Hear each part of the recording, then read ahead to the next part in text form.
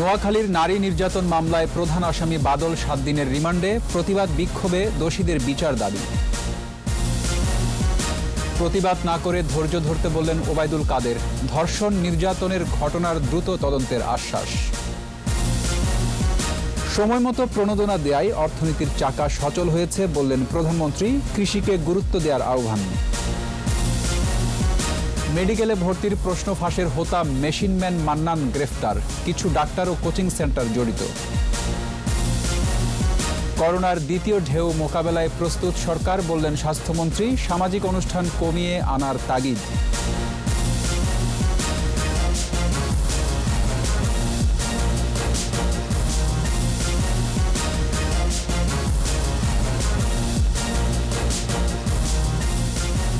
শুনছিলেন first security ইসলামী bank limited সংবাদ শিরোনাম। আমন্ত্রণ জানাচ্ছি রাত 11:21 সংবাদে। সাথে আছি রক্তিম ত্রিপুরা। দর্শক, 21 টেলিভিশনের সংবাদ একই সাথে সরাসরি দেখতে পাবেন আমাদের ফেসবুক পেজ www.facebook.com/2124 অনলাইন। এছাড়া সংবাদে আরও থাকছে মজুতদারি আইনে ফাঁক ফোকর, মিলারদের নিয়ন্ত্রণে চালের বাজার, তদারকি বাড়ানোর তাগিদ।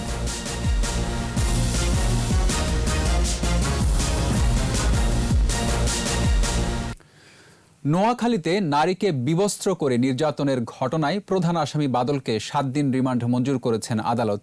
এছাড়া ইউপি সদস্য সোহাগ 3 দিন এবং দেলোয়ারকে অস্ত্র মামলায় 2 দিনের রিমান্ডে নেওয়া হয়েছে।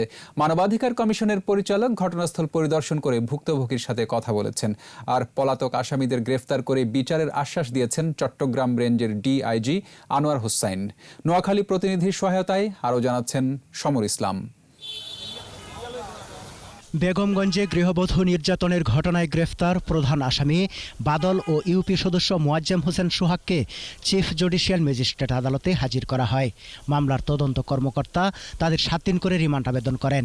মাশফিকুল হকের আদালত বাদলকে 2 মামলায় 7 দিন এবং সোহাগকে 2 দিনের রিমান্ড মঞ্জুর করেন। বেগমগঞ্জের ঘটনায় নারায়ণগঞ্জ থেকে গ্রেফতার বাহিনী প্রধান দেলোয়ারকে অস্ত্র মামলায় 2 দিনের রিমান্ড দিয়েছেন আদালত। বিকেলে নারায়ণগঞ্জ সিনিয়র জুডিশিয়াল ম্যাজিস্ট্রেট আদালতে হাজির করে 3 দিনের রিমান্ড আবেদন করে পুলিশ। শুনানি শেষে বিচারক ফাহমিদা খাতুন 2 দিনের রিমান্ড মঞ্জুর করেন। সিদ্ধিরগঞ্জ থানায় অস্ত্র আইনের 19-এর AF ধারায় মামলা হলে মামলার তদন্তকারী কর্মকর্তা তাকে কোর্টে উপস্থাপন করে 3 দিনের রিমান্ড চাইলে বিজ্ঞ আদালত মামলায় যৌক্তিক বিবেচনায় 2 দিনের রিমান্ড মঞ্জুর করেন। এদিকে ঘটনাস্থল পরিদর্শন করেছেন মানবাধিকার কমিশনের তদন্ত পরিচালক। পরে তিনি সাংবাদিকদের বলেন, নির্যাতিতা নারী নিরাপত্তাহীনতা ও ভয়ে ঘটনার মূল হোতা দেলোয়ারের নাম প্রকাশ করেনি। আমাদের তদন্ত কার্য এখন চলমান। তদন্ত কার্য শেষ হলে আমরা ইনশাআল্লাহ ঢাকায় পৌঁছে 48 ঘন্টার মধ্যে কমিশনের সামনে রিপোর্ট পেশ করব। অন্যদিকে বেগমগঞ্জে এসে দোষীদের সর্বোচ্চ সাজার আশ্বাস দেন চট্টগ্রাম রেঞ্জের ডিআইজি আনোয়ার হোসাইন। আসামিগুলা যাতে সবগুলো গ্রেপ্তার করা হয় দ্রুততম সময়ের মধ্যে, সেই জন্য আমি আমাদের তদন্তকারী কর্মকর্তা সহ নোয়াখালী জেলার পুলিশ সুপার এবং অন্যান্য যারা সম্পৃক্ত আছে সবাইকে আমি নির্দেশ দিয়েছি। 4 অক্টোবর রাতে নির্যাতিতা নারী বাদী হয়ে বেগমগঞ্জ মডেল থানায় নারী ও শিশু নির্যাতন দমন আইন এবং পর্নোগ্রাফি নিয়ন্ত্রণ আইনে 9 জনের বিরুদ্ধে 2টি মামলা দায়ের করেন। সমর ইসলাম, 21 টেলিভিশন। এদিকে নারী ও শিশু নির্যাতনের বিরুদ্ধে রাজধানীর বিভিন্ন স্থানে বিক্ষোভ সমাবেশ হয়েছে। কর্মসূচি থেকে দ্রুত আসামিদের বিচার দাবি করা হয়। এছাড়া নারী শিশু নির্যাতন ও ধর্ষণ আইন সংশোধনেরও দাবি ওঠে সমাবেশ থেকে। বিস্তারিত আহমদ বাবুর রিপোর্টে। ধর্ষণ ও নারী নির্যাতনের বিরুদ্ধে কেন্দ্রীয় শহীদ মিনারে সমাবেশ করে সম্মিলিত সাংস্কৃতিক জোট। আইন প্রণেতাদেরকে বলবো, আপনারা আইনের ব্যাপারে সোচ্চার হন। সমাবেশ থেকে নারী ও শিশু নির্যাতন আইন সংশোধনের দাবি করা হয়। সামাজিক প্রতিরোধের পাশাপাশি রাজনৈতিক ও প্রশাসনিকভাবে এগিয়ে আসার আহ্বান জানানো হয়। যারা অপরাধ করেছে তাদের প্রশ্রয়দাতা কারা, তাদেরকে অপরাধী হিসাবে কারা তৈরি করেছে, তাদেরকে সমাজে এত শক্তিশালী কারা করে দিয়েছে এবং সমাজের প্রতিটি স্তরে এই ঘটনা ঘটছে। আমরা কোথায় ভুল করেছি সেটা বের করার চেষ্টা করছি না। নারী নির্যাতন এবং সামাজিক অনাচারের বিরুদ্ধে আগামী 10 তারিখ শনিবার দেশব্যাপী প্রতিবাদ দিবস পালন করবে। এদিকে রাজধানীর জাতীয় জাদুঘরের সামনে মশাল মিছিল ও সমাবেশ করে ছাত্র ইউনিয়ন। অবিলম্বে এই সকল ধর্ষক এবং ধর্ষক বাড়ানোর যে সিস্টেম, সেই সিস্টেমে পরিবর্তন আনতে হবে। এর আগে জাতীয় প্রেস ক্লাবের সামনে বিভিন্ন কর্মসূচি পালন করে কয়েকটি সংগঠন। এতে বিভিন্ন শ্রেণী পেশার মানুষ অংশ নেন। আহমদ বাবু, 21 টেলিভিশন, ঢাকা। ধর্ষণের ঘটনায় রাজনৈতিক ট্যাগ লাগালে বিচার বাধাগ্রস্ত হতে পারে বলে মন্তব্য করেছেন আওয়ামী লীগের সাধারণ সম্পাদক ও সেতুমন্ত্রী ওবায়দুল কাদের। আর ধর্ষণ নির্যাতনের ঘটনাগুলোর তদন্ত দ্রুত শেষ করে এর সাথে জড়িত অপরাধীদের আইন অনুযায়ী সর্বোচ্চ শাস্তি নিশ্চিতের আশ্বাস দিয়েছেন স্বরাষ্ট্রমন্ত্রী আসাদুজ্জামান খান। প্রণব চক্রবর্তীর রিপোর্ট। বঙ্গবন্ধু এভিনিউয়ে আওয়ামী লীগের সম্পাদক মণ্ডলীর সভায় যোগ দেন আওয়ামী লীগ সাধারণ সম্পাদক ওবায়দুল কাদের।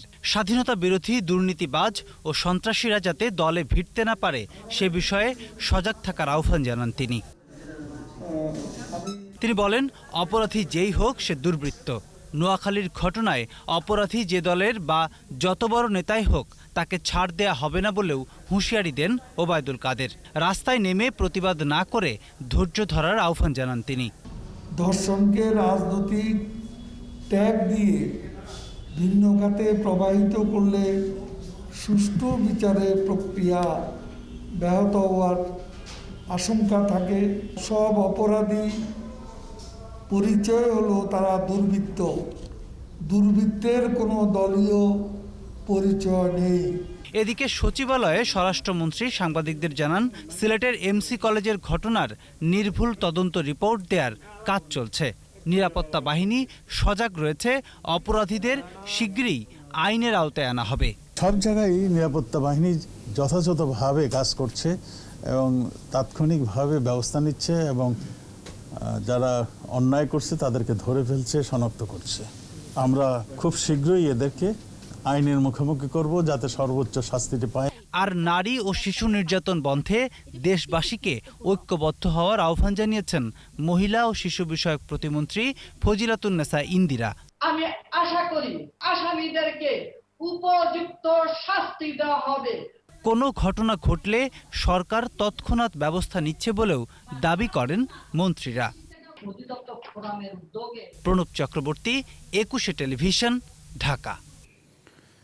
প্রধানমন্ত্রী শেখ হাসিনা বলেছেন, দুঃসময়ে সরকারের দেওয়া প্রণোদনায় অর্থনীতির চাকা সচল হয়েছে। জাতীয় অর্থনৈতিক পরিষদের নির্বাহী কমিটির সভায় খাদ্য উৎপাদন বাড়াতে কৃষি খাতকে বিশেষ গুরুত্ব দেওয়ারও আহ্বান একনেক চেয়ারপারসন ও প্রধানমন্ত্রী শেখ হাসিনার। বিস্তারিত জানাচ্ছেন আকবর হোসেন সুমন। রাজধানীর আগারগাঁওয়ে এনইসি সম্মেলন কক্ষে জাতীয় অর্থনৈতিক পরিষদের নির্বাহী কমিটির সভা। গণভবন থেকে ভার্চুয়ালি সভাপতিত্ব করেন একনেক চেয়ারপারসন ও প্রধানমন্ত্রী শেখ হাসিনা। এনইসি সম্মেলন কক্ষে সংশ্লিষ্ট মন্ত্রীদের উপস্থিতিতে অনুমোদন দেওয়া হয় 1659 কোটি টাকার 4 প্রকল্প। নির্ধারিত প্রকল্পের বাইরে করোনাকালীন দুঃসময়ে অর্থনীতি গতিশীল করতে সরকারের উদ্যোগের কথা তুলে ধরেন একনেক চেয়ারপারসন। বলেন, সময় মতো মানুষের হাতে টাকা পৌঁছে দেয়ায় অর্থনীতি ঘুরে দাঁড়িয়েছে। সময় মতো আমরা যে টাকাটা দিলাম, নগদ এবং প্রণোদনা দিলাম, এটাই কিন্তু ব্যবসাটাকে ধরে রাখতে সক্ষম হয়েছে এবং যারা লেবার কাজ করে তারাও কাজ করবার আগ্রহ ছিল, তারাও কাজ করছে। ক্ষুদ্র মাঝারির জন্য আলাদা, বৃহৎ শিল্পের জন্য আলাদা, এরকম প্রত্যেকটা সেক্টরে আমরা ভাগ ভাগ করে দেওয়ার ফলে গার্মেন্টসের জন্য আলাদা আমরা বিশেষভাবে দিলাম। তো এই দেওয়াটাই কিন্তু আমাদের অর্থনীতিটাকে গতিশীল রাখতে সক্ষম। খাদ্য উৎপাদন বাড়াতে কৃষি খাতে সরকারের গুরুত্বের কথাও তুলে ধরেন প্রধানমন্ত্রী। কৃষিকে আমরা গুরুত্ব দিচ্ছিলাম এই কারণে, আমি যেটা প্রথমেই বলেছিলাম যে কৃষি আমাদেরকে ধরে রাখতে হবে, কারণ খাদ্য উৎপাদনটা বাড়াতে হবে, মানুষের যেন খাবারে কষ্ট না হয়, সেটা আমরা কিন্তু ধরে রেখেছি। প্রধানমন্ত্রী বলেন, দরিদ্র মানুষ এবং বিভিন্ন সেক্টরে সরকারের দেয়া নগদ অর্থ সহায়তাও কাজে লেগেছে। সময় মতো পদক্ষেপটা নিয়েছিলাম, কারণ কত টাকা আছে কি আছে সেটা চিন্তা করিনি। একটাই চিন্তা করেছিলাম যে না, আমাদের এই দুঃসময় আমাদের অর্থনীতির টাকাটাকে যদি গতিশীল রাখতে হয় তাহলে অবশ্যই সেখানে আমাদের পৌঁছাতে হবে, মানুষের হাতে টাকা পৌঁছে দিতে হবে। আকবর হোসেন সুমন, 21 টেলিভিশন, ঢাকা। সরকারি মেডিকেল ও ডেন্টাল কলেজের ভর্তি পরীক্ষার প্রশ্ন ফাঁস চক্রের মূল হোতা স্বাস্থ্য শিক্ষা ব্যুরোর মেশিনম্যান আব্দুস সালামকে গ্রেফতার করেছে পুলিশের অপরাধ তদন্ত বিভাগ সিআইডির সাইবার শাখা। সংবাদ সম্মেলনে সিআইডি জানায়, প্রশ্নপত্র ফাঁসের সাথে বেশ কিছু ডাক্তার এবং কোচিং সেন্টারও জড়িত। চক্রের সদস্যদের অবৈধ সম্পদের খোঁজে অনুসন্ধান চলছে বলেও জানায় সাইবার পুলিশ। বাকিটা জানাচ্ছেন মিনালা দিবা। সরকারি মেডিকেল ও ডেন্টাল কলেজে প্রশ্নপত্র ফাঁসের মূল হোতা স্বাস্থ্য শিক্ষা ব্যুরোর মেশিনম্যান আব্দুস সালাম। গত 20 জুলাই প্রশ্নপত্র ফাঁস চক্রের 7 সদস্যকে গ্রেপ্তারের পর জিজ্ঞাসাবাদে উঠে আসে এই সালামের নাম। সোমবার বনশ্রী এলাকায় অভিযান চালিয়ে তাকে গ্রেপ্তার করে সিআইডির সাইবার পুলিশ। সিআইডি সদর দপ্তরে সংবাদ সম্মেলনে আব্দুস সালামের অপকর্মের বিস্তারিত তুলে ধরা হয়। এই সালাম এই স্বাস্থ্য শিক্ষা ব্যুরো যখন মেশিনম্যানের দায়িত্ব পালন করত, সেইখান থেকে সে টেকনিকে একটা প্রশ্ন সে নিয়ে নিত। এই প্রশ্নপত্র তারই খালাতো ভাই জসিমউদ্দিন মুন্নু তাকে সরবরাহ করত। এই চক্রের অনেক সদস্যের অবৈধভাবে উপার্জিত সম্পদের খোঁজে অনুসন্ধানও চলছে। ঘটনার সাথে কিছু অসাধু ডাক্তারের জড়িত থাকার প্রমাণ পেয়েছে। আমরা কোচিং সেন্টারের জড়িত থাকা আমরা প্রমাণ পেয়েছি। এই প্রশ্নপত্র ফাঁস করে যে সম্পদ গড়েছে আমরা অনুসন্ধান করছি। আমরা এই বিষয়টাকে মানি লন্ডারিং মামলার প্রাথমিক পর্যায় হিসেবে আমরা তদন্ত করছি। ফাঁস করা প্রশ্নে যারা বিভিন্ন মেডিকেল কলেজে ভর্তি হয়েছে তাদের শনাক্ত করে চক্রের অন্য সদস্যদের আইনের আওতায় আনা হবে বলেও জানিয়েছেন সিআইডি। এটা তো আমরা অবশ্যই। মিনালা দিবা, 21 টেলিভিশন, ঢাকা। করোনা ভাইরাসের দ্বিতীয় ঢেউ মোকাবেলায় সরকার প্রস্তুত, জানিয়েছেন স্বাস্থ্যমন্ত্রী জাহিদ মালেক। রাজধানীতে এক আলোচনায় যোগ দিয়ে তিনি বলেন, শীতকালে জনসমাগম সহ অন্যান্য সামাজিক অনুষ্ঠান কমিয়ে আনতে হবে। ইউজিসি অধ্যাপক ও প্রধানমন্ত্রীর ব্যক্তিগত চিকিৎসক ডাক্তার এবিএম আবদুল্লাহ বলেন, সংক্রমণ এড়াতে মাস্ক ব্যবহারের কোনো বিকল্প নেই। মফিউর রহমানের রিপোর্ট। করোনার সম্ভাব্য দ্বিতীয় ঢেউ নিয়ে আলোচনার আয়োজন করে Bangladesh private medical college association. মূল প্রবন্ধ উপস্থাপন করেন ইনস্টিটিউট অফ হেলথ সায়েন্স এর সাবেক ভিসি অধ্যাপক ডাক্তার লিয়াকত আলী। তিনি বলেন, শীতকালে শুষ্ক আবহাওয়ার কারণে করোনা সংক্রমণ বাড়তে পারে। প্রতিরোধে যেখানে সেখানে থুতু বা কফ না ফেলার কথাও বলেন তিনি।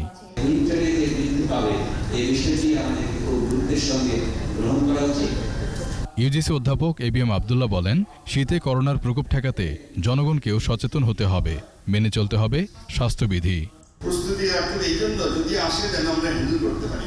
বেশি কেস করা দরকার নেই। 3টা জিনিস বারবার আমি বলছি, ঘরের বাইরে গেলে তার সবাই মাস্ক, 80% কিন্তু প্রতিরোধ সম্ভব মাস্ক ব্যবহার করে। হাত ধোয়ার চর্চাটা যারা সবাই করছে আমরা করে যাবো, এই চর্চাটা মেনটেন করবো। আর যেদিকে দূরত্ব বলি, আসলে সামাজিক বলে, সামাজিক নাকি শারীরিক দূরত্ব বলে। স্বাস্থ্যমন্ত্রী বলেন, স্বাস্থ্যবিধি না মানলে দ্বিতীয় ধাপে করোনা পরিস্থিতি ভয়াবহ হতে পারে। কবে আসবে বা কিভাবে হবে, বাট আমরা প্রস্তুত আছি। শুধু এটুকু বলবো যে শীতের দিনে কিছু অ্যাক্টিভিটি বাড়ে, যেটা গরমের সময় এই সময় নাই। যেমন বিয়ে শাদী এই সময়, পিকনিকে যায়, সমুদ্রের পাড়ে কক্সবাজারে যায়, জটলা বাঘে ওখানে।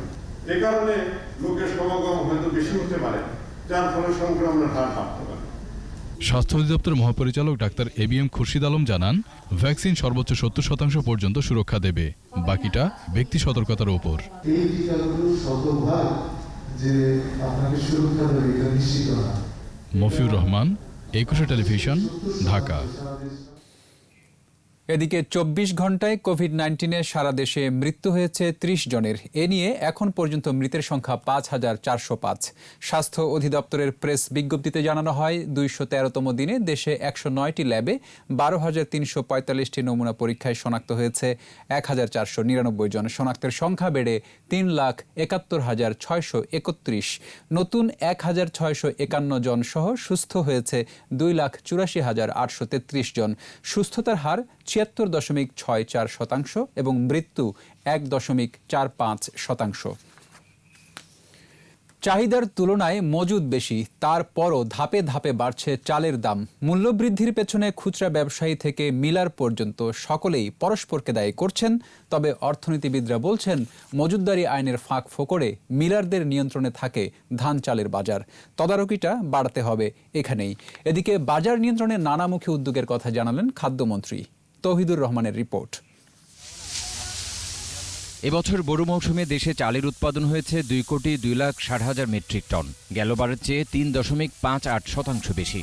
আর আউশের আবাদও বাড়ে 18%। কৃষকরা আমনের আবাদ ঘরে তুলতে পারলে বোরোসহ চালের উৎপাদন দাঁড়াতে পারে 3,75,00,000 টনের উপরে, যেখানে বছরে চালের চাহিদা 2,72,60,000 মেট্রিক টন।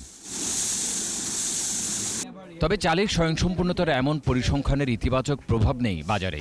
গত কয়েক সপ্তাহ ধরে ধাপে ধাপে বাড়ছে দাম। বাজারের এমন পরিস্থিতির জন্য মিলারদের ধান মজুদকে দায়ী করছেন পাইকারি ব্যবসায়ীরা। ধান এটা সিন্ডিকেট হয়ে থাকতেছে,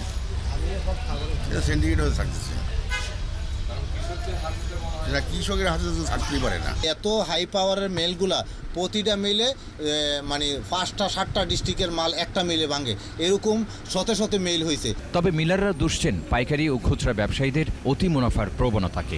ওদের কথাটা যদি বিশ্বাসযোগ্য হয় তাহলে আপনার কথা সঠিক। তারা তো কেউ পরিসংখ্যানবিদ নয় বা পরিসংখ্যান তারা কোনোভাবে করেও নাই, এরকম আন্দাজ করে কথা বলছে। এই সরকারের কঠোর নির্দেশ, প্রশাসনের হস্তক্ষেপ, প্রশাসন মনিটরিং করছে, এটাকে তারা মনে হয় যে তারা খুব একটা যে এগুলো মানছে এরকম আলামত বা সারা খুব একটা পাওয়া যাচ্ছে না।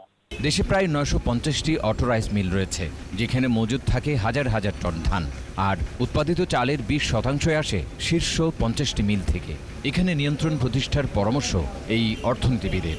আমাদের দেশের মজুদ আইন অনুযায়ী একটা রাইস মিলের যে পরিমাণ ধান ভাঙানোর ক্যাপাসিটি, তার অনুযায়ী কিন্তু তার 5 গুণ পরিমাণ ধান তারা রাখতে পারেন, 3 গুণ পরিমাণ চাল তারা রাখতে পারেন। অনেক বড় কিছু রাইস মিলের এত বেশি উৎপাদন ক্ষমতা, তাদের মজুদও করতে হয় এত বেশি যে তাদের হাতে কিন্তু অটোমেটিক্যালি কিছু মার্কেট পাওয়ার চলে আসে।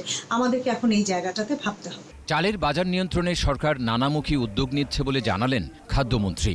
তাগিদ দিলেন ভোক্তা অধিকার সংরক্ষণ অধিদপ্তরকে আরও সক্রিয় হওয়ার। একটা জেলা প্রশাসককে চিঠি দিয়েছি, প্রতিদিন জেলা প্রশাসকের সাথে আমাদের 3 জন অ্যাডিশনাল সেক্রেটারি আছে, প্রতিদিন প্রতি জেলাতে তাদের সাথে যোগাযোগ রক্ষা করে চলেছে। এবছর বোরো মৌসুমে ধান চাল সংগ্রহের লক্ষ্যমাত্রা ছিল 19.5 লাখ মেট্রিক টন, তবে সংগ্রহ হয়েছে 9,10,000 টন। তৌহিদুর রহমান, 21 টেলিভিশন, ঢাকা। কক্সবাজারে উখিয়ার দুদল রোহিঙ্গার সংঘর্ষে 4 জন নিহত হয়েছে, গুলিবিদ্ধ হয়েছে এক আনসার সদস্য। পুলিশ জানায় কুতুপালংয়ের লম্বাশিয়া ক্যাম্পে 2 দল রোহিঙ্গাদের মধ্যে কদিন ধরে সংঘর্ষ ও গোলাগুলির ঘটনা ঘটছে। এরই জের ধরে মঙ্গলবার সন্ধ্যা 7টার পর ফের সংঘর্ষ বাধে। পরে পুলিশ একজনের গলা কাটা এবং গুলিবিদ্ধ 3 জনের মৃতদেহ উদ্ধার করে। এর আগে সকালে অভিযান চালিয়ে 9 রোহিঙ্গা ডাকাতকে অস্ত্র ও গুলিসহ আটক করে র্যাব। ক্যাম্পে আইনশৃঙ্খলা বাহিনীর অতিরিক্ত সদস্য মোতায়েন করা হয়েছে। 4 ও 5 অক্টোবর দুপক্ষের সংঘর্ষে 3 রোহিঙ্গা নিহত হয়।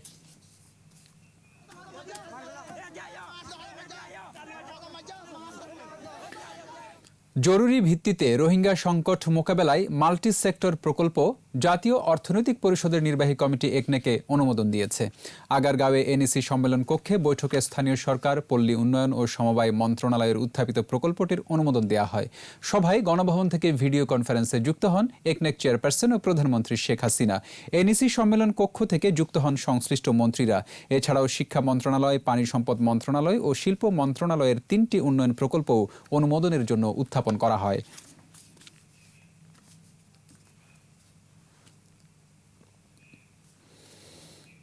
সাতক্ষীরায় 2002 সালে বিরোধী দলীয় নেতা বর্তমান প্রধানমন্ত্রী শেখ হাসিনার গাড়ি বহরে হামলার মামলা বাতিলের বিষয়ে রুলের শুনানি শেষ হয়েছে। রায় ঘোষণা করা হবে আগামী বৃহস্পতিবার। বিচারপতি মোস্তফা জামান ইসলাম ও বিচারপতি মোহাম্মদ কামরুল হোসেন মোল্লার সমন্বয়ে হাইকোর্টের ভার্চুয়াল বেঞ্চ এ আদেশ দেন। 2002 সালের 30 আগস্ট ধর্ষণের শিকার এক মুক্তিযোদ্ধার স্ত্রীকে দেখতে সাতক্ষীরার কলারোয়ায় যান আওয়ামী লীগ সভানেত্রী শেখ হাসিনা। ঢাকায় ফেরার পথে কলারোয়া উপজেলা বিএনপি অফিসের সামনে তার গাড়ি বহরে হামলা করা হয়। শেখ হাসিনাকে লক্ষ্য করে গুলি ছোড়া হয়, বোমা বিস্ফোরণ ও গাড়ি ভাঙচুর করা হয়।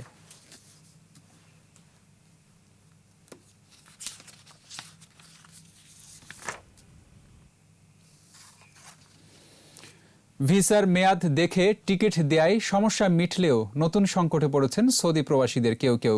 যাদের ভিসার মেয়াদ কম তাদেরকে আগে টিকিট দেয়ায় খুশি অনেকেই, তবে মাত্র একদিন হাতে পাওয়ায় ঢাকার বাইরে থেকে আসা অনেকেই করোনা পরীক্ষা এবং যাত্রার প্রস্তুতি নিয়ে পড়েছেন চরম বিপাকে। জসিম জুয়েলের রিপোর্ট। টিকিট নিতে বিমান ও সৌদি এয়ারলাইন্সের সামনে সৌদি আরব প্রবাসীদের অপেক্ষা। ভিসার মেয়াদ দেখেই টিকিট দেওয়া হচ্ছে, তাই জটিলতা কেটেছে। এদিন 20 তারিখ পর্যন্ত যাদের ভিসার মেয়াদ তাদের টিকিট দেওয়া হয়েছে। এই নিয়মে টিকিট পাচ্ছেন প্রায় সবাই, তবে মঙ্গলবার যারা টিকিট পাচ্ছেন তাদের বেশিরভাগেরই ফ্লাইট বুধবার দুপুর 2টায় হওয়ায় সৃষ্টি হয়েছে নতুন জটিলতার। এত অল্প সময়ে করোনা টেস্ট সহ যাওয়ার প্রস্তুতি নেওয়া কঠিন বলেই অভিযোগ কারো কারো। কালকে সকাল 7টা বাজে আপনার এয়ারপোর্টে ঢুকতে গেছে, আর এখন যাইতে গেলো করোনা পরীক্ষা করতে মহাখালী। এখন সমস্যা হইলে এখন আমরা কি করতে পারি? আজকে বাসায় যাইতে যাইতে তো রাইতে হয়ে যাবো। কালকে সকাল 7টা বাজে হালাকবো এয়ারপোর্ট, কেমন আমো করোনা টেস্ট করতে বলতেছে। এখন কিভাবে মানে বলতে 6 ঘন্টা পর করোনা রিপোর্ট আসবে। এখন মহাখালী যায় করোনা রিপোর্ট। বাড়িতে একটু বইলেও আসি নাই, ভোর বেলা রাত চলে আসি। অনেক কষ্ট, আব্বা আমার অনেক মিস করাম। এদিকে ভিসার মেয়াদ বিবেচনা করে টিকিট দেয়ায় অনেকেই খুশি। আমার ভিসার মেয়াদ আছে 18 তারিখ এই চলতি মাসের, তবে এখন আমি ঢুকতে পারি না। আমাদেরকে লাইন ধরানো হয়েছে, ভিতরে দেবে বলতেছে 2টার পর থেকে। ভিতরে লোকগুলো আছে, ওই লোকগুলো শেষ হইলে বলছে দিবে। আগে যারা আগে তাদেরকে আগে দিতে, যারা পরে তাদেরকে পরে দিচ্ছে। এই সিস্টেমে আমরা খুশি আছি। তবে আরব আমিরাত প্রবাসীদের দুর্ভোগ কাটেনি এখনো। মঙ্গলবারও এয়ার আরাবিয়ান অফিসের সামনে টিকিটের জন্য অপেক্ষা করলেও টিকিট পাচ্ছে না প্রবাসীরা। জসিম জুয়েল, 21 টেলিভিশন, ঢাকা। এবার গোপালগঞ্জের কোটালীপাড়ায় এক স্কুল ছাত্রীকে ধর্ষণ ও ভিডিও চিত্র ধারণের অভিযোগ উঠেছে। বেসরকারি বিশ্ববিদ্যালয়ে পড়ুয়া এক ছাত্রের বিরুদ্ধে এরই মধ্যে থানায় মামলা করেছেন ভুক্তভোগী ছাত্রীর বাবা।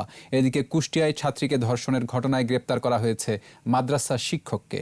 প্রতিনিধিদের সহায়তায় আরও জানাচ্ছেন রত্না জামান। গেল 3 অক্টোবর উপজেলার ধারাবাসাইল গ্রামে একটি মাছের ঘেরের টংঘরে ধর্ষণের শিকার হন 9ম শ্রেণীর স্কুল ছাত্রী। প্রাইভেট শেষে ফেরার পথে পূর্ণবর্তী গ্রামের আলী হুসাইন হাওলাদার ও একই গ্রামের মাসুদ হাওলাদার তাকে ভয় দেখিয়ে মাছের ঘেরে নিয়ে যায়। এরপর মারধর করে ধর্ষণ করা হয়। ভিডিও চিত্র ধারণের পর তা ইন্টারনেটে ছেড়ে দেওয়ার হুমকিও দেয়া হয়। এই ঘটনায় গত 5 অক্টোবর মামলা করেন ভুক্তভোগীর বাবা। মাসুদ সেটা ভিডিও করে আমারে ব্ল্যাকমেল করে, বলে যখন আসতে কব তখন যদি না আসোস তাইলে এইটা ভাইরাল করে দিব। আমি এই ঘটনার বিচার চাই। খবর এখন পর্দা ফাটে গিয়েছে, আমি বাঁচবো না, আমি শেষ। ধর্ষক ও তার সহযোগীর দৃষ্টান্তমূলক শাস্তির দাবি জানিয়েছেন স্বজন ও এলাকাবাসী। আমার নাতির সাথে যখন ঘটছে এই যে আমি আইন চাই। আমরা এই যে ঘটনা ঘটছে এটা আমরা আইনগত বিচার চাই সবসময়। দোষীদের গ্রেপ্তারের চেষ্টা চলছে জানিয়েছে পুলিশ। একটি ধর্ষণ মামলা রুজু করা হয়েছে এবং সেই সংক্রান্তে আসামিদের গ্রেপ্তারের লক্ষ্যে বিভিন্ন জায়গায় অভিযান পরিচালনা অব্যাহত আছে। এদিকে কুষ্টিয়ার মিরপুরে 8ম শ্রেণীর আবাসিক ছাত্রীকে ধর্ষণের অভিযোগে পলাতক মাদ্রাসা সুপার মাওলানা আব্দুল কাদেরকে গ্রেপ্তার করেছে পুলিশ। এই মামলার হওয়ার পর আমরা মামলার আসামিকে গ্রেপ্তার করি, বিজ্ঞ আদালতে সুপারিশ করা হয়। বিজ্ঞ আদালতে আসামি তার দোষ স্বীকার করে জবানবন্দি দেয়। পরিবারের অভিযোগ তাদের মেয়ে প্রায়ই নির্যাতনের শিকার হতো। ধর্ষণের বিষয়ে কাউকে কিছু না জানাতে ওই ছাত্রীকে শাসিয়েও দেন মাদ্রাসা সুপার। তবে গেল রোববার মেয়েটির এক সহপাঠীর মাধ্যমে ঘটনা জানাজানি হয়। হয়তো মাসখানেক ধরে এরকম অত্যাচার করে, তো আজকে অন্য মেয়ের বাবা আমার কাছে বলে, তারপরে আমরা জানতে পারলাম। এরকম যদি পরিস্থিতি হয় আমরা আর মাদ্রাসায় পড়বো না। দৃষ্টান্তমূলক শাস্তি, সর্বোচ্চ যে শাস্তি হয় সেই শাস্তি আমরা চাই। এই ঘটনায় মাদ্রাসা ঘেরাও করে বিক্ষুব্ধ এলাকাবাসী। ওই মাদ্রাসা সুপারের বিচার ও শাস্তির দাবি করেছেন তারা। রত্না জামান, 21 টেলিভিশন। সাইবার হামলার ঝুঁকিতে ব্যাংকগুলো। 24 ঘন্টা মনিটরিংয়ের অভাব, লাইসেন্সবিহীন সফটওয়্যারের ব্যবহার এবং অভ্যন্তরীণ হামলাকে গুরুত্ব না দেওয়া সহ সমস্যা আড়াল করার প্রবণতায় ঝুঁকি বাড়ছে। এই অবস্থায় ব্যাংকগুলোর সাইবার নিরাপত্তা বাড়াতে কেন্দ্রীয় ব্যাংকের নির্দেশনা বাস্তবায়নের পরামর্শ বিশেষজ্ঞদের। সাইবার সিকিউরিটি নিয়ে ইবনে নূর শাওনের 3 পর্বের রিপোর্টের প্রথম পর্ব আজ। ছবি তুলেছেন মনিরুল ইসলাম।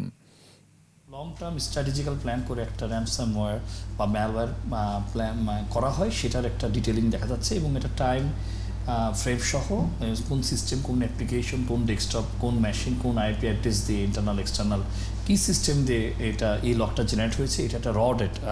এই র ডেটা রিড করার পর আমার সিস্টেমে এখানে দেখাচ্ছে বেসিক্যালি যে কী ধরনের কোন আইপি থেকে আমাদের কী ধরনের অ্যাটাকগুলো জেনারেট হচ্ছে, কিভাবে আমাকে ট্রাফিকগুলো বাইপাস করে আমার মূল সিস্টেমকে তারা আসলে মাস্কিং করছে এবং অবৈধভাবে অনুপ্রবেশ করছে, সেটার একটি রূপরেখা। এ তথ্যেই উঠে আসলো বিদেশি একটি ব্যাংকে সাইবার হামলার চেষ্টার কথা। তবে আধুনিক প্রযুক্তি ব্যবহার করে সিস্টেমে প্রবেশের চেষ্টা প্রাথমিক অবস্থায় রুখে দেওয়া গেছে। আবারও আমাদের জন্য একটা ভয়াবহ সাইবার দুর্যোগ অপেক্ষা করছে যদি কেন্দ্রীয় ব্যাংকের নির্দেশনা আমরা যদি না মেনে এইভাবে যদি ব্যাংকিংগুলো চলতে থাকে। এই মুহূর্তে সবচেয়ে বড় থ্রেট হচ্ছে র্যানসামওয়্যার অ্যান্ড ওয়ানাক্রাই, এবং একাধিকবার মিডিয়া হাউস সহ অনেক জায়গায় কিন্তু এটা আক্রমণ হয়েছে কর্পোরেট হাউসগুলোতে, ব্যাংকগুলোতে। আমাদের যে নেটওয়ার্কের যে সকল ইনসিডেন্ট, আমরা অনেক সময় ব্র্যান্ড ভ্যালুর জন্য আমরা চেপে যাই। দেশি বিদেশি বিভিন্ন প্রতিষ্ঠানে কাজ করা এই বিশ্লেষক বলছেন, সাইবার হামলার জন্য প্রযুক্তির ব্যর্থতার চেয়েও ব্যবস্থাপনার ব্যর্থতাই অনেক ক্ষেত্রে বেশি দায়ী। এই কন্ট্রোল মেকানিজম ফেলিওর কেন হয়? কারণ প্রসেস গ্যাপ আছে। এই প্রসেস গ্যাপটা কেন আসতেছে? কারণ পিপুল আর নট এডুকেটেড। তাকে সফটওয়্যার সম্বন্ধে নলেজ থাকতে হচ্ছে, তাকে নেটওয়ার্ক সম্বন্ধে নলেজ থাকতে হচ্ছে, তারপরে তাকে আপনার ডেটাবেস সম্বন্ধে নলেজ থাকতে হচ্ছে। সব কিছু মিলেই কিন্তু আপনার সিকিউরিটি। সস্তা প্রযুক্তি ঝুঁকির মাত্রা কয়েক গুণ বাড়িয়ে দেয়। কেউ যদি বলে আমি 10 দিনে মোবাইল অ্যাপস ডেভেলপ করে দিব আর কি, আমাদের কিন্তু তাকে ভাবা দেওয়ার কোনো দরকার নেই। কিন্তু প্রত্যেকটা অ্যাপ্লিকেশন আমি যখন ডেভেলপ করতেছি তখন আমার খেয়াল করতে হবে যে এই সিকিউরিটি মেকানিজম, কন্ট্রোল মেকানিজম ঠিক আছে কিনা। সাইবার হামলার ঝুঁকি একেবারে শূন্যে নামিয়ে আনা যাবে না, তবে সতর্ক ও সচেতন থাকলে এড়ানো সম্ভব বলেই মনে করছেন এই সিআইডি কর্মকর্তা। তো সাইবার ডিপেন্ডেন্ট যখন বাড়াবো আমরা, তখন কিন্তু অ্যাটাকের জন্য আমাদেরকে একটু খেয়াল রাখতে হবে। কন্টিনিউয়াস প্রসেস, আবার হ্যাকাররা চেষ্টা করে এরকমভাবে করার জন্য, আমরাও আবার চেষ্টা করি এগুলোকে প্রিভেন্ট করার জন্য। সো আপাতত আমি মনে করি যে আমাদের খুব ভয়ের কোনো কারণ নেই। নিরাপত্তা নিশ্চিত করতে নেটওয়ার্কের দুর্বলতাগুলো চিহ্নিত করতে নিয়মিত নজরদারি ও পেনিট্রেশন টেস্টিংয়ের পরামর্শ বিশেষজ্ঞদের। ইবনে নূর শাওন, 21 টেলিভিশন, ঢাকা। এবার সোশ্যাল ইসলামী ব্যাংক লিমিটেড বাণিজ্য সংবাদ।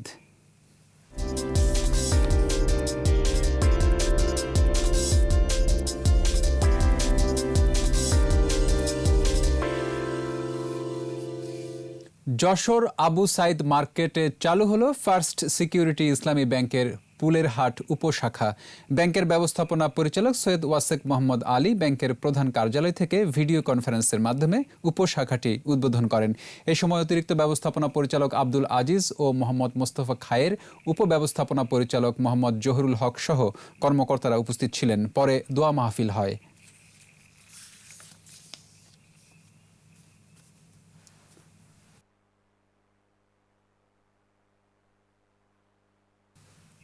ইলেকট্রনিক্স পণ্য উৎপাদনকারী প্রতিষ্ঠান ওয়ালটনের কারখানা পরিদর্শন করেছেন বাংলাদেশ টেলিযোগাযোগ নিয়ন্ত্রণ কমিশনের চেয়ারম্যান মোহাম্মদ জহুরুল হকের নেতৃত্বে 10 সদস্যের প্রতিনিধি দল। গাজীপুরের চন্দ্রায় কারখানা কমপ্লেক্সে প্রতিনিধি দলকে স্বাগত জানান ওয়ালটন ডিজি টেক ইন্ডাস্ট্রিজের managing director SM Monjurul Alam অভি।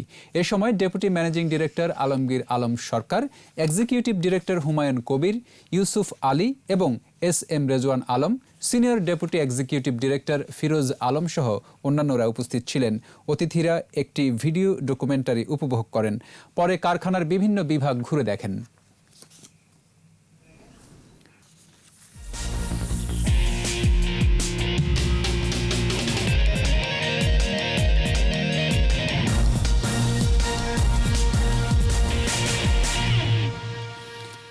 র্যাঙ্কিংয়ের উন্নয়নে উদ্যোগ নেওয়া হবে বলে জানিয়েছেন বাংলাদেশ ফুটবল ফেডারেশনের সহসভাপতি আতাউর রহমান মানিক।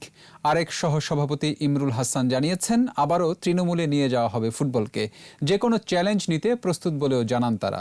বিস্তারিত সৌরভ ইমামের রিপোর্টে। বাফুফে নির্বাচনে সহসভাপতি পদে জিতলেন নতুন দুই মুখ ইমরুল হাসান ও আতাউর রহমান মানিক। র্যাঙ্কিংয়ে ফুটবলকে এগিয়ে নিতে চ্যালেঞ্জ মোকাবেলায় পিছপা হবেন না বলে জানালেন আতাউর রহমান মানিক। তুলে ধরেন তার নানা পরিকল্পনার কথা। র্যাঙ্কিং যদি আমাদের কমায় নিয়ে আসতে হয় তাহলে আমরা ইন্টারন্যাশনাল ম্যাচগুলো খেলতে হবে বেশি। আমাদের ন্যাশনাল টিমটাকে আমরা আরও শক্তিশালী করা দরকার। এটা আমরা পদক্ষেপ নেব, ইশতেহার বাস্তবায়ন করতে আমরা সবাই সচেষ্ট থাকব। ইমরুল হাসানের কণ্ঠেও একই সুর। তার মতে, তৃণমূলে ফুটবল ছড়িয়ে দিতে না পারলে দেশের ফুটবলের উন্নয়ন সম্ভব নয়। আমি আসলে জেলা লিগগুলো নিয়ে এবং নিচের দিকের লিগগুলো নিয়ে আমি কাজ করতে চাই, কারণ এই লিগগুলো কিছুটা অনিয়মিতভাবে হয়ে থাকে, যেটা আমার মনে হয় যে ফুটবল উন্নয়নে একটা বিশাল অন্তরায়।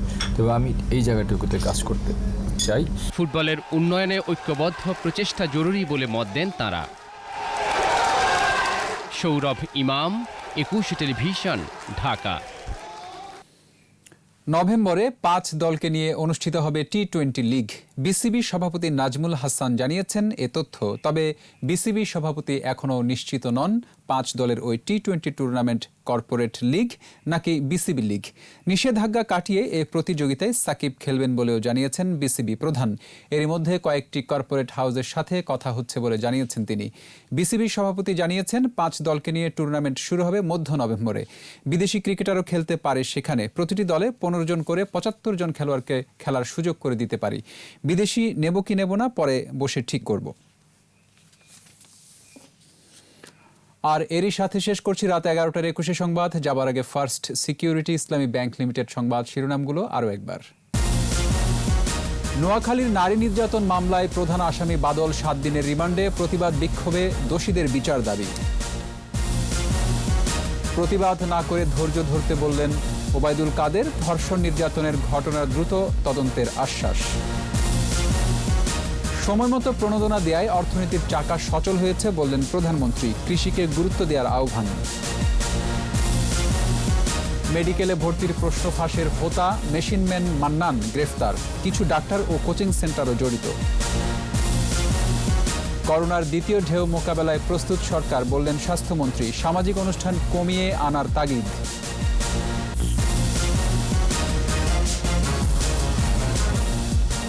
সর্বশেষ খবর জানতে ডায়াল করুন 2021 নম্বরে আর ভিজিট করুন 21-tv.com ওয়েবসাইটে। এছাড়া ফেসবুকে লগ ইন করতে পারেন facebook.com/2124 অনলাইনে। পরের সংবাদ রাত 1টায় দেখার আমন্ত্রণ রইল। স্বাস্থ্যবিধি মেনে চলুন, সুস্থ থাকুন।